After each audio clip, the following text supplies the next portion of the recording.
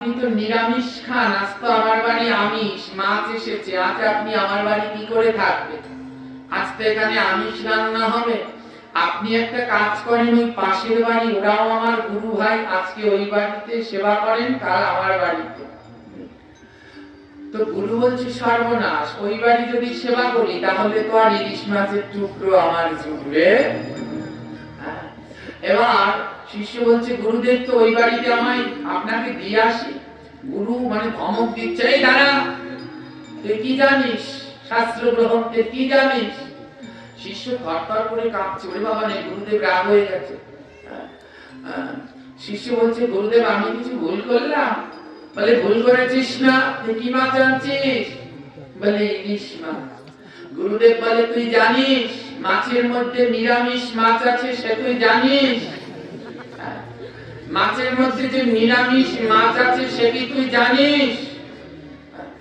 শিষ্য বলে অবাক হয়, মাছের মধ্যে নিরামিষ মাছ? শিষ্য বলে গুরুদেব জানি না।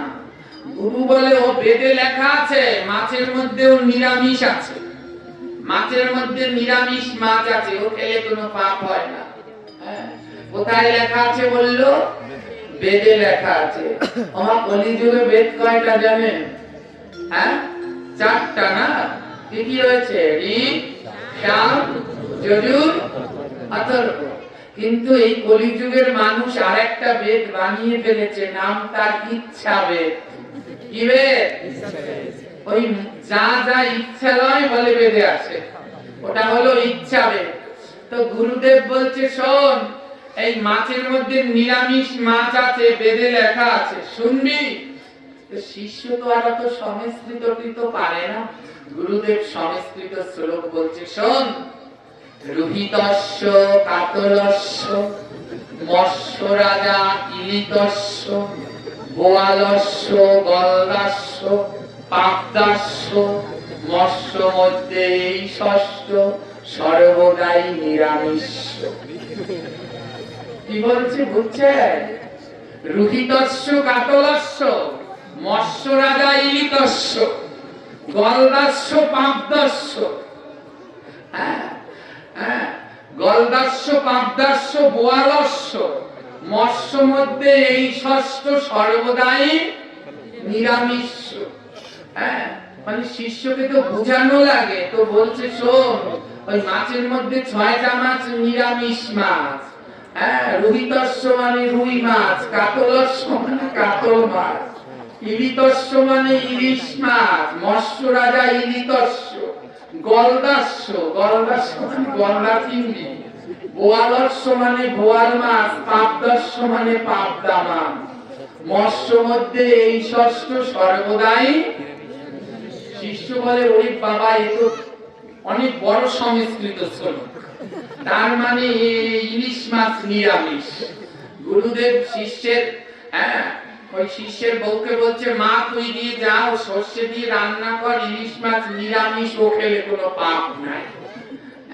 ও শিষ্যের বাড়িতে ইলিশ মাছ দিয়ে সুন্দর করে খেয়ে নিয়েছে, কিন্তু পাপ কি তার বাপকেও ক্ষমা করে?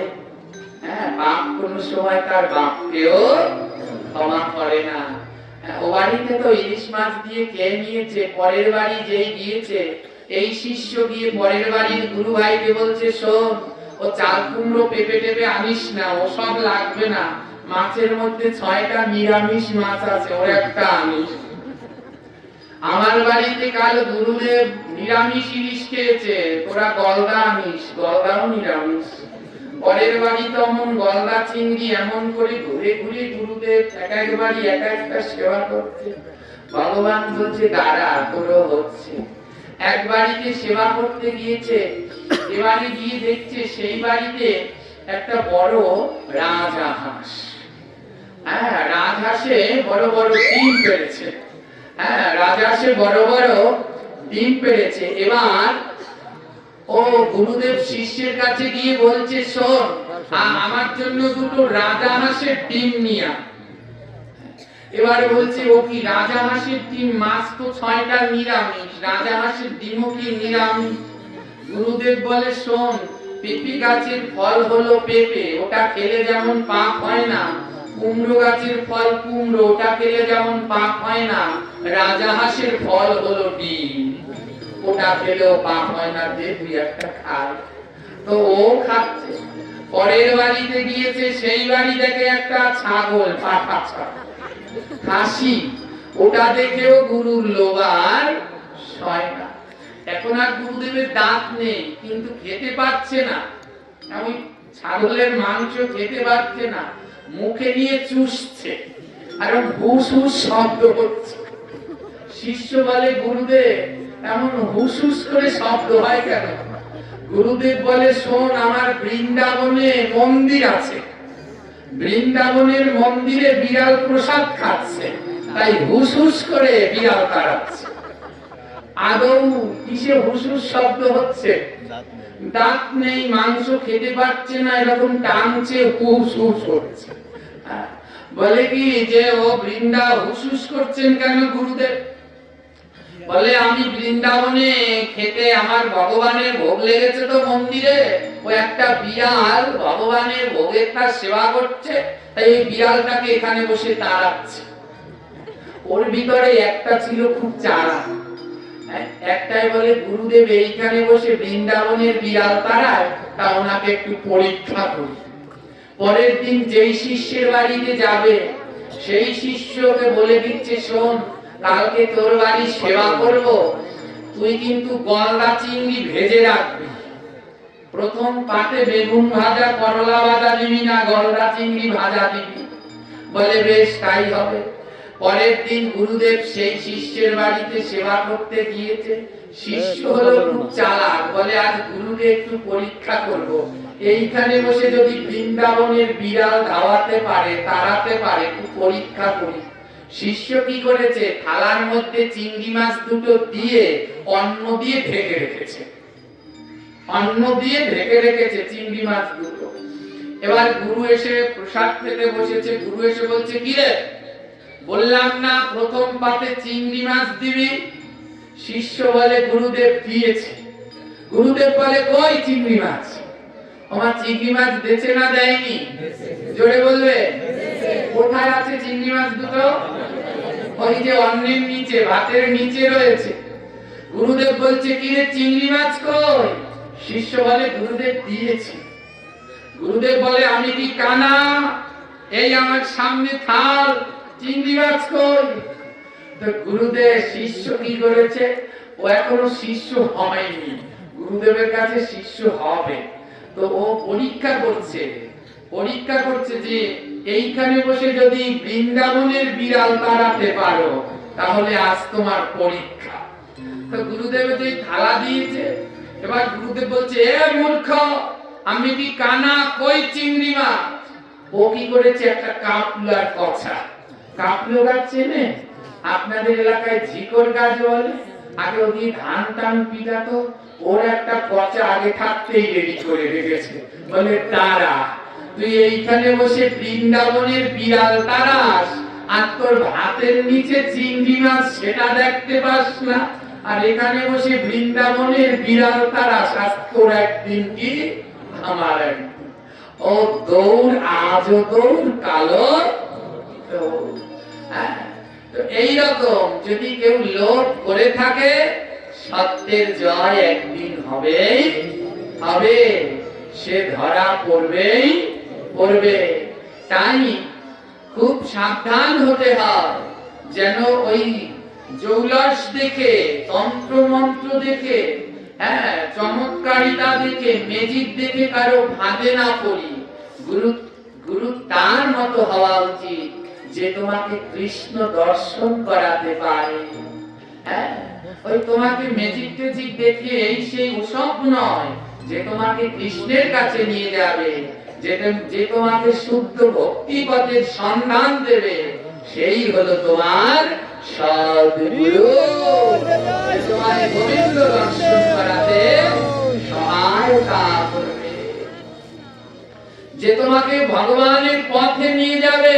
কুলগুরু, কুলগুরু মানে বাবার ছেলে, সে কুলগুরু নয়।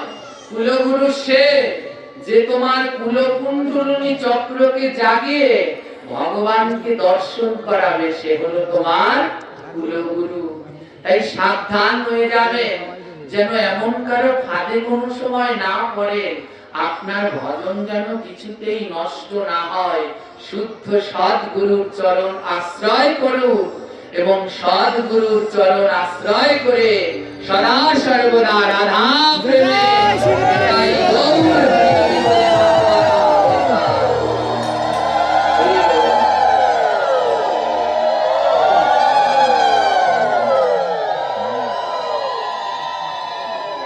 জয় নিতাই। আজ আমাদের বাংলাদেশে বিভিন্ন জায়গায় এত কুসংস্কারে ভরা, এমন অনেক কুসংস্কারে পরিপূর্ণ রয়েছে। আর এই কুসংস্কারগুলো শিখাচ্ছে একদল বিশেষ মানুষ, যারা তাদেরকে শিখাচ্ছে এমন ভাবে ভুল জপ, এই রুহিতস্য কাতলস্য মৎস্য রাজা ইনিতস্য, এইগুলো এরা শিখাচ্ছে, শিখিয়ে শিষ্যদেরকে ভুল পথে নিয়ে যাচ্ছে। তাই বাংলাদেশে বেশ কয়েকজন, যাদের জন্য আজ আমরা অনেক কুসংস্কার থেকে মুক্তি লাভ করেছি, এমন আমাদের বেশ কয়েকজন বরেণ্য আচার্য আছে, যারা বাংলাদেশের অনেক কুসংস্কার ব্যাধি দূর করতে সহায়তা করেছেন এবং এখনো নিরলস ভাবে চেষ্টা করে যাচ্ছেন। তার মধ্যে একজন হলো আপনাদের সকলের পরিচিত, সকলের বরেণ্য গোপীনাথ ব্রহ্মচারী, আমার জ্যেষ্ঠ গুরু ভ্রাতা।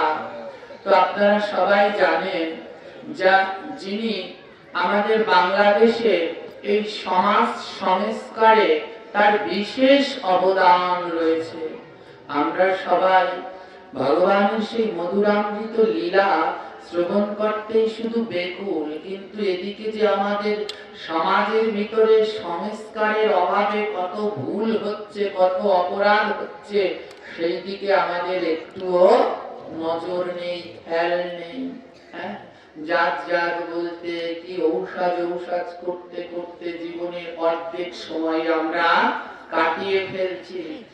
এই সমস্ত কুসংস্কার বিভিন্ন এইরকম ভণ্ড গুরুদের পাল্লায় পড়ে মানুষ বিপদে চলে যাচ্ছে। এদের হাত থেকে উদ্ধার করতে যেই কয়েকজন বর্তমানে বাংলাদেশে বিশেষভাবে প্রচার করছে, আমার মনে হয় তার প্রথম তালিকায় প্রথমেই রয়েছেন গোপীনাথ ব্রহ্মচারী। আপনারা সবাই জানেন কিনা জানি না, যে আমাদের দাদা ভীষণ অসুস্থ, তিনি শারীরিকভাবে খুব অসুস্থ। আপনাদের ভক্ত ভগবানের আশীর্বাদ, ভক্ত ভগবানকে আশীর্বাদ করে, ভগবান ভক্তকে আশীর্বাদ করে। তাই আজ আপনাদের আশীর্বাদ দরকার। আপনারা প্রাণ ভরে গোবিন্দের কাছে প্রার্থনা করবেন, যেন গোবিন্দ তাকে পুনরায় সুস্থ করে, সুস্থ করে আবার আমাদের মাঝে প্রচারের জন্য পাঠায়। আমি যে আমার মতো যে পাঠক আছে, আমি যেটা আমার কথা বলি, এই মিঠে মিঠে কথা বলে সমাজকে পরিবর্তন করা সম্ভব নয়। তাকে খুব দরকার, আরো অনেক দিন দরকার। তাহলে যদি আরো কিছু কুসংস্কার, আরো কিছু ভুল ভ্রান্তি এই সমাজ থেকে দূর হয়। তাই আপনারা সবাই মিলে আমার দাদার জন্য একটু ভগবানের কাছে বিশেষভাবে প্রার্থনা করবেন, যেন তিনি অতি তাড়াতাড়ি সুস্থ হয়ে আমাদের মাঝে আবার ফিরে এসে পুনরায় প্রচার করতে পারে। আপনাদের আশীর্বাদে অবশ্যই সে সুস্থ হবে। তার মতো একজন লড়াকু আর বাংলাদেশে হবে কিনা সন্দেহ আছে। আমাদের জন্য অনাবরত সে লড়ে চলেছে। খুব দরকার তার সুস্থ হয়ে আমাদের মাঝে আসা। তো আমরা প্রভুর কাছে সবাই মিলে তার জন্য একটু করজোড়ে প্রার্থনা করব, যেন অচিরেই তিনি সুস্থ হয়ে যায়। এমন ব্রহ্মচারী বাংলাদেশে তো অনেক ব্রহ্মচারী আছে, এমন ব্রহ্মচারী বড় কম পাওয়া যাবে। মনে রাখবেন আপনারা, আজ এদেরকে তো আপনারা এমন দেখছেন এই যে ঘরে ঘরে বাবা লোকনাথের ছবি, রামকৃষ্ণ দেবের ছবি, বিবেকানন্দের ছবি, কত মহাপুরুষদের ছবি আছে না? মনে রাখবেন, কোনো একটা দিন আসবে, সেই দিন বাংলার ঘরে ঘরে এই গোপীনাথ ব্রহ্মচারী চিন্ময় প্রভুর ছবি দেয়ালে দেয়ালে ক্যালেন্ডারে ঝুলবে।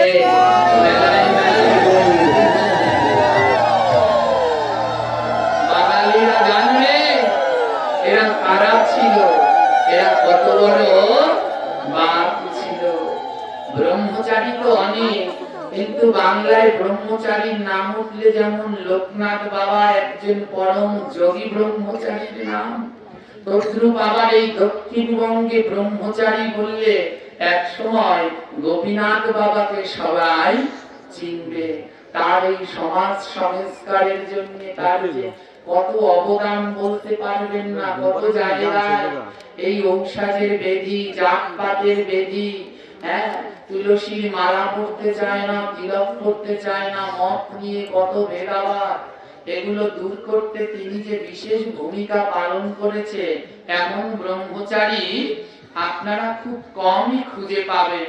তাই আমি মাঝে মাঝে বিভিন্ন জনকে নিয়ে সুর করে লিখি। আমি লিখতে খুব ভালোবাসি, কবিতা গান। আমি যত পাঠের ভিতরে যে যে গানগুলো গাই, প্রায়গুলোই সব প্রায় অধিকাংশ গানই আমার নিজের লেখা। হ্যাঁ, এই যে আজকে এখানে কি যেন গীতা পাঠ হচ্ছিল, তখন দুজনে গান গাইছিল, রাধারানী মহারানী। হ্যাঁ, তো ওই গানগুলো যখন আমার লেখা পদগুলো কেউ গায়, খুব ভালো লাগে। তো অনেক জনকে নিয়ে আমার অনেক কিছু লেখা আছে। তো আজকে আমাদের দাদা অসুস্থ, আমরা সবাই মিলে সুরে তালে ছন্দে ভগবানের কাছে তার জন্য একটু প্রার্থনা করি। জয় নিতাই। বাংলার ব্রহ্মচারী গোপীনাথ তার নাম, তাহার চরণে করি সহস্র প্রণাম, তাহার চরণে করি আমরা, তাহার চরণে করি সহস্র প্রণাম।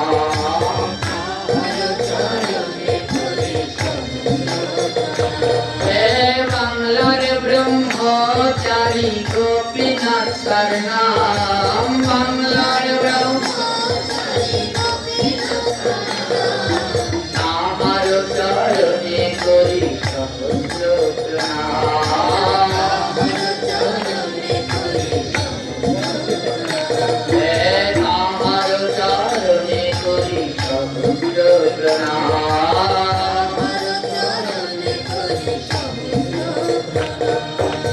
ঘুমিয়েছিল বাংলার সনাতনীগণ,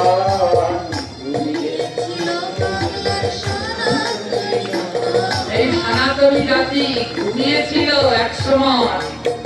আর এই যারা ইউটিউবার ভাইরা আছে, এদের মাধ্যমে সবার দ্বারে দ্বারে প্রচার হচ্ছে এই পাঠ কীর্তন গুলো।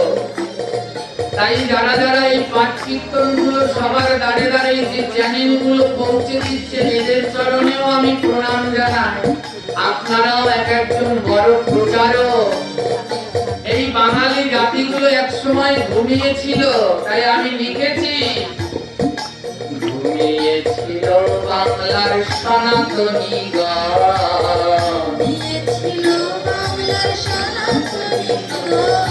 তাদের জাগাতে তোমার আগমন, তাদের জাগাতে তোমার আগমন।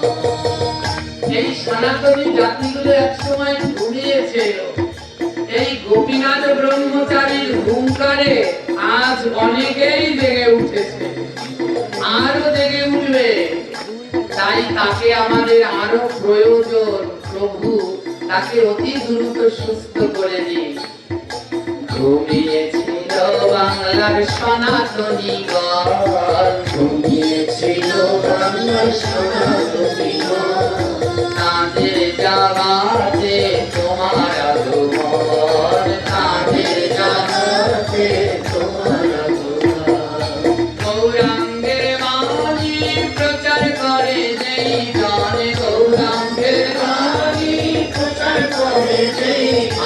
গৌরাঙ্গের বাণী প্রচার করল এই জন, গৌরাঙ্গের বাণী প্রচার করল এই জন। বাংলার ব্রহ্মচারী সে গোপীনাথ নাম, বাংলার ব্রহ্মচারী সে গোপীনাথ নাম, বাংলার ব্রহ্মচারী সে গোপীনাথ নাম, বাংলার ব্রহ্মচারী সে গোপীনাথ নাম। তোমার চরণে করি সহস্র প্রণাম, তোমার চরণে করি সহস্র প্রণাম, আমরা তোমার চরণে করি সহস্র প্রণাম, তোমার চরণে করি সহস্র প্রণাম।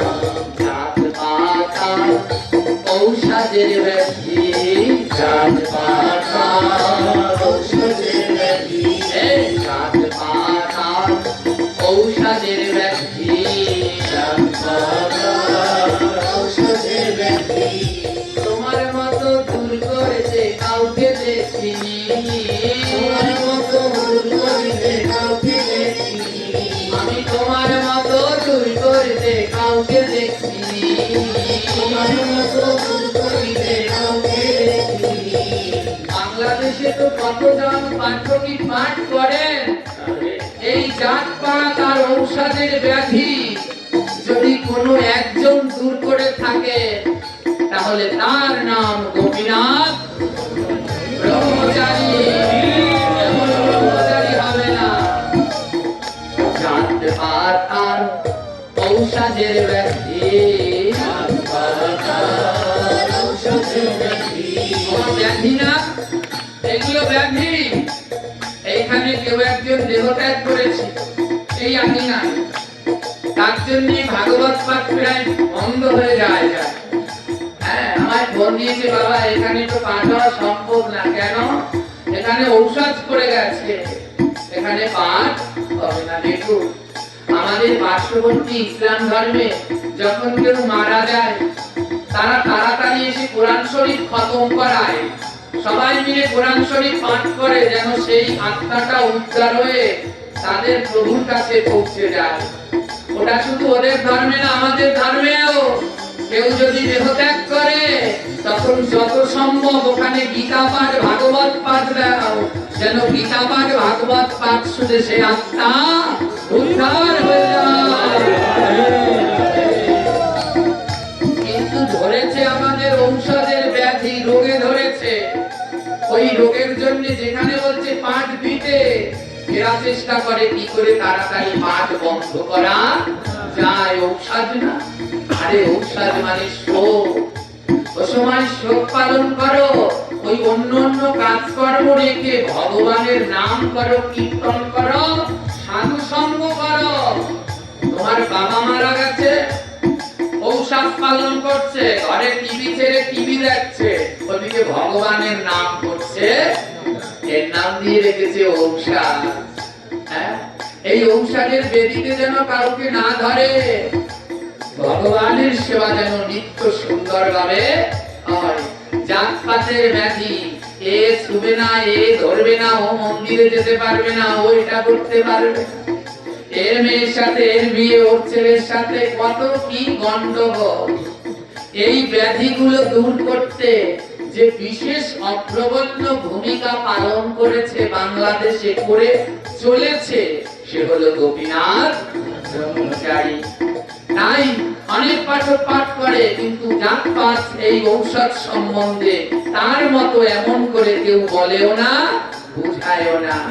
হ্যাঁ, তাই কি বলছি আমি, জাত পাত আর ঔষধের ব্যাধি, জাত পাত আর ঔষধের ব্যাধি, জাত পাত আর ঔষধের ব্যাধি, জাত পাত আর ঔষধের ব্যাধি। তোমার মতো দূর করিতে কাউকে দেখিনি, তোমার মতো দূর করিতে কাউকে দেখিনি, তোমার মতো দূর করিতে কাউকে দেখিনি, তোমার মতো দূর করিতে কাউকে দেখিনি। বাংলাদেশ জুড়ে যার কণ্ঠস্বর, বাংলাদেশ জুড়ে যার কণ্ঠস্বর, বাংলাদেশ জুড়ে যার কণ্ঠস্বর, জুড়ে যার কণ্ঠস্বর, বাংলার ব্রহ্ম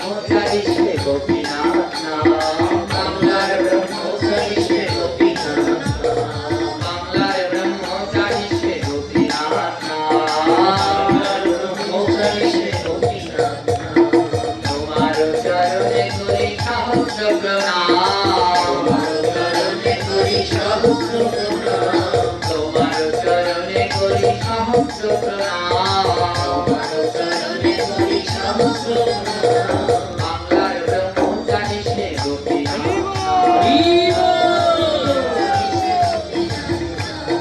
বাংলার ব্রহ্মচারী সে গোপীনাথ। কত কষ্ট করে তুমি আমাদের জন্য, কত কষ্ট করে তুমি আমাদের জন্য, বাংলার সনাতনী তোমার জন্য ধন্য, বাংলার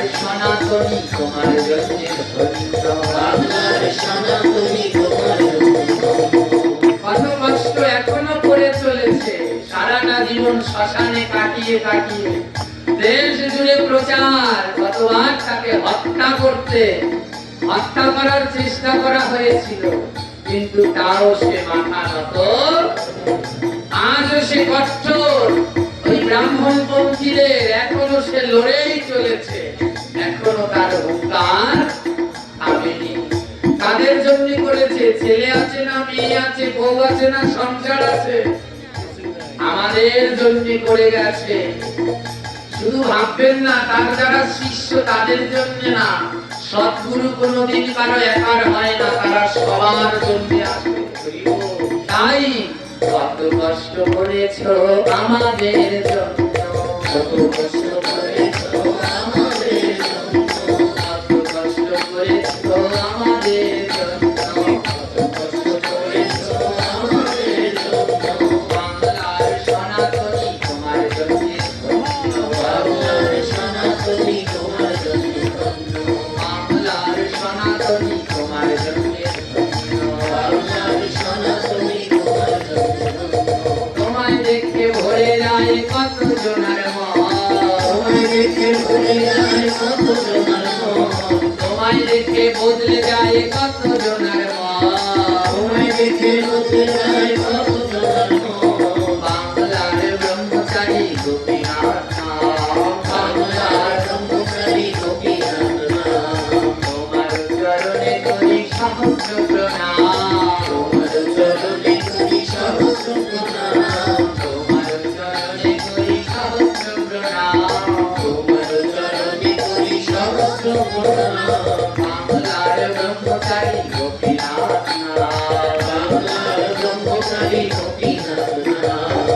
মায়ের কাছে বহু করণী মাথা নত, মায়ের কাছে বহু করণী মাথা নত, মায়ের কাছে বহু ভাইনি মাথা নত, মায়ের কাছে বহু ভাইনি মাথা নত।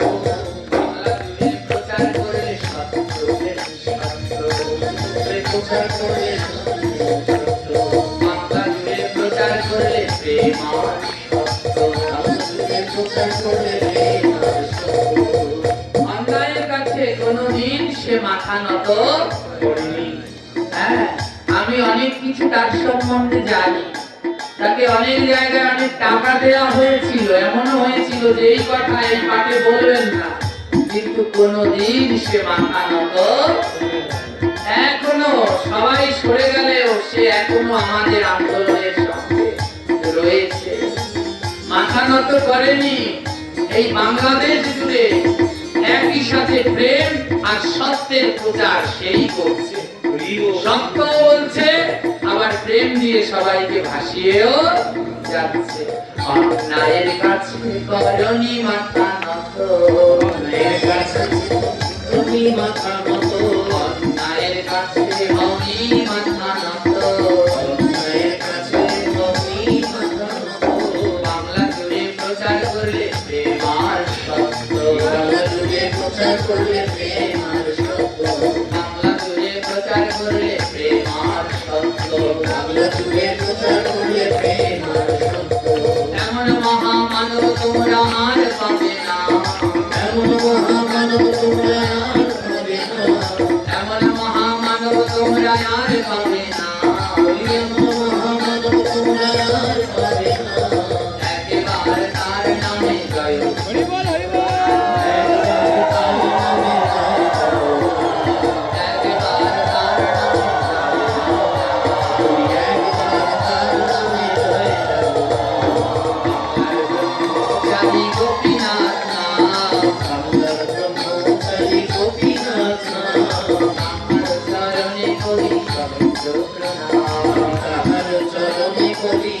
শত প্রণাম।